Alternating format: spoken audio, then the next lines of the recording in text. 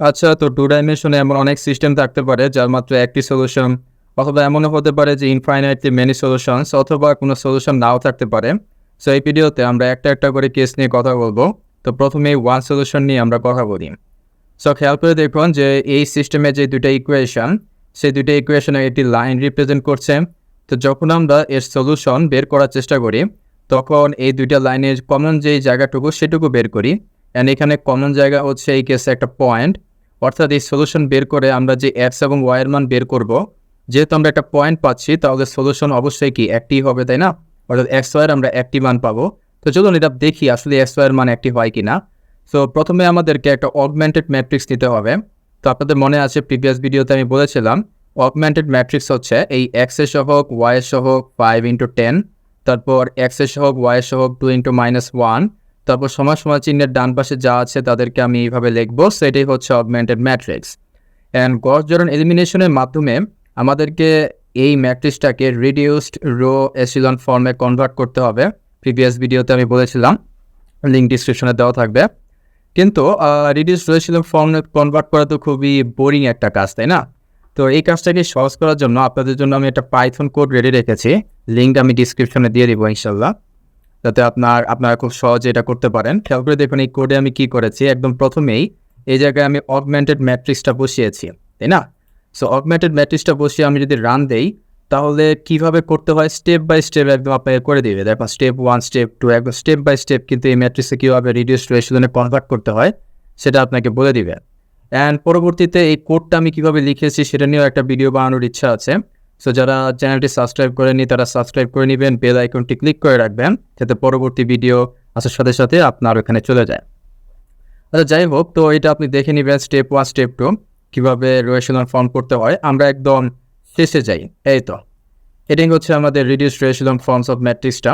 So 1 0 0 0 1 3, তো এটাকে আমরা এখানে লিখে ফেলি। আর এই জায়গায় 1 0 0 0 1 3, সো 1 0 0 1 0 0 0 1 3। তো খেয়াল করে দেখুন এটাই হচ্ছে আমার সেই রিডিউস রো এশিলন ফর্ম। এটাকে আমি আর দ্বারা প্রকাশ করলাম।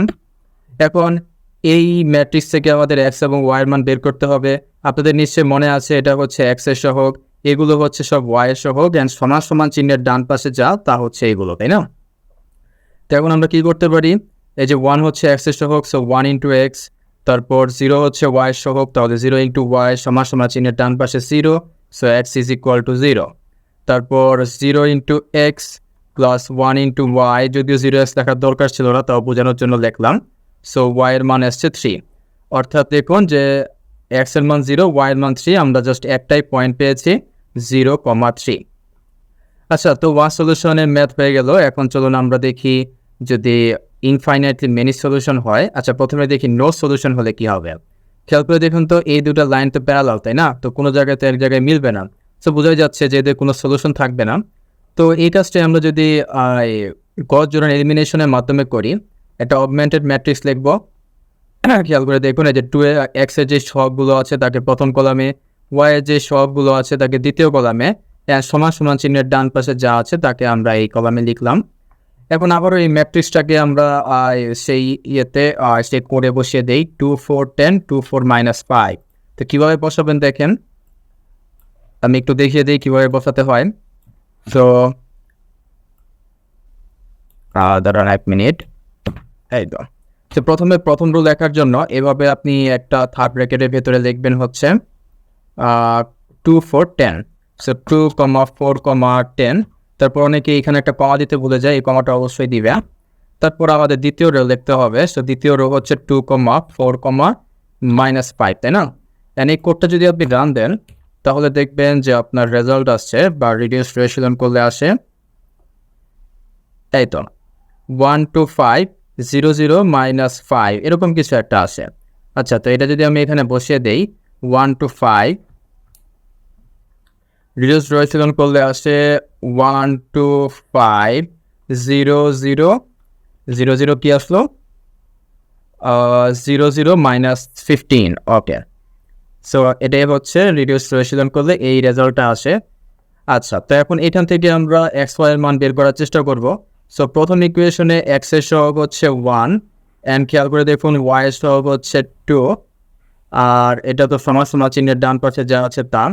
অ্যান্ড নিচের ইকুয়েশনে খেয়াল করে দেখুন এটা হচ্ছে 0x, তারপর 0y সমান সমান হচ্ছে -15, বা 0 ইজ ইকুয়াল টু -15। এটা কি কোনোদিন সম্ভব?